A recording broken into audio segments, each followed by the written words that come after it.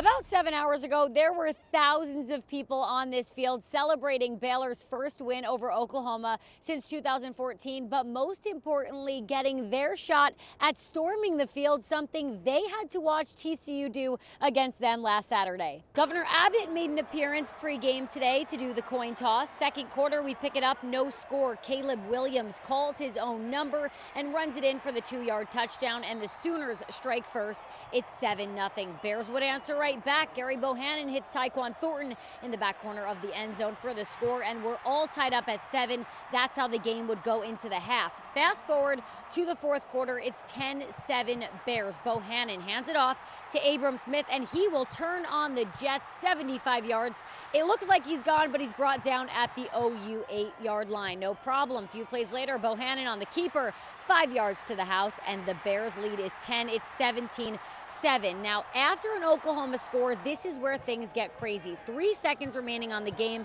Isaiah Hankins puts up a 32-yard field goal through the uprights, and good. Baylor wins this one 24-14. The first time since they've beaten OU since 2014. The first time they've beat a top 10 opponent since 2015. The Bears defense on fire today. 5 sacks and 2 interceptions, while the offense put up 413 yards. Just all around a great win for the Bears. Curtis Quillen was at this game and has more on what seems like the longest 3 seconds in college football history. Well, Nikki, it was arguably the biggest win in 7 years for the Baylor Bears as they knocked off Oklahoma for the first time since 2014. 27-14 inside McLean Stadium today. But the biggest talker of the game is going to be the very end, the final 3 seconds. Fans storm the field, get cleared off the field before Isaiah Hankins kicks a field goal to move Baylor's win from 2 scores to 2 scores.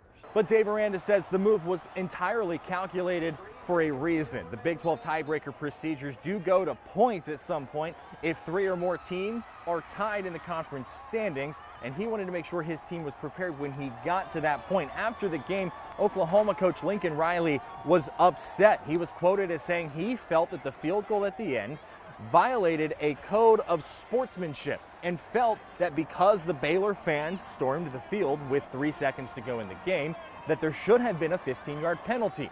As far as the sportsmanship issue, Aranda says he completely understands where Riley is coming from and hopes to address it with him soon. I talked to Lincoln very quickly. I think he was, like we talked about, I think he was upset. I can understand why. And so I think for me, that's something I'd wanted to explain to him. I can understand that it's emotion, and it's an emotional game, and I consider Lincoln a friend.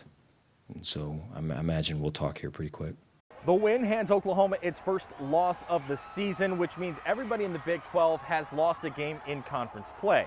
Only time will tell whether that field goal will help, as there are 2 weeks left in the college football regular season. Next up for the Bears, they're focused on Kansas State. That game against the Wildcats is next Saturday in Manhattan. With the Bears in Waco, Curtis Quillen, 6 Sports.